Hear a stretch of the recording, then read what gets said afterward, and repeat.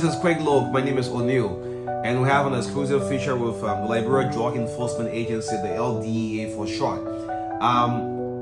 Since the taking over of this government, all have not been well, but it's good that when institutions are making some tremendous progress, we must say it out. So on today, we want to bring an exclusive highlight with the LDEA, the current working staff of the Drug Enforcement Agency. We all know that the LDEA rolling back within the months, within the year, it has been so terrible when it comes to drugs outbursts in Liberia. We had the Say No to Drugs campaign and all of that with the march, everybody wearing black, taking out to the principal streets. But I think this current administration, truth be told, Fitzgerald Biago, normally the call ranks as 700. Biago have been doing extremely well. I mean, truth be told. This is why I'm leading this case, calling on His Excellency the President Joe Boykai to have this man appointed in this position on a permanent basis. The LDA started with Abraham Kroma, Amy Kroma. I'm yet to understand that. I still can't get it how AB had left the system, but that is the decision of the president. For AB Kroma, we'll have Christopher Peters taking over, acting OIC. Chris Peters too said goodbye. Anthony Swag came along with another professional police officer, Sebastian. They are all left the LDA. So drugs fell back in so many ways. To have so many changes within the LDA within the period of 2 years, I mean, that's not a good one. But truth be told, the current administration of the LDA under Sebastian, did I say Sebastian, for Fitzgerald Biago?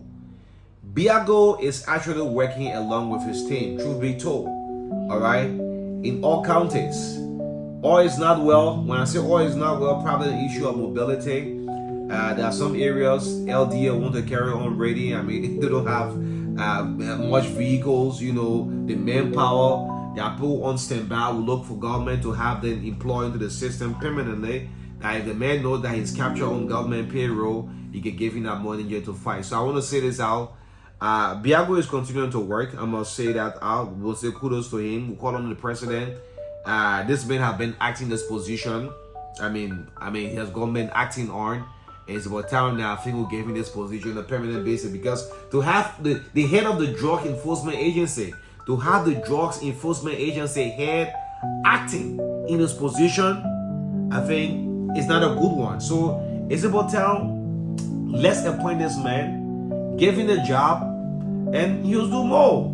You know, I want to say kudos to all of the coordinator, you know, all of the operations, I know, assigned to our borders. Nowadays, all may not be 80%, but the LDA continue to make strides. Like the issue with that happened in Grand Cape now. We were on it last night, yes, so you know, that we arrest a huge sum of money and turn it into government coffer.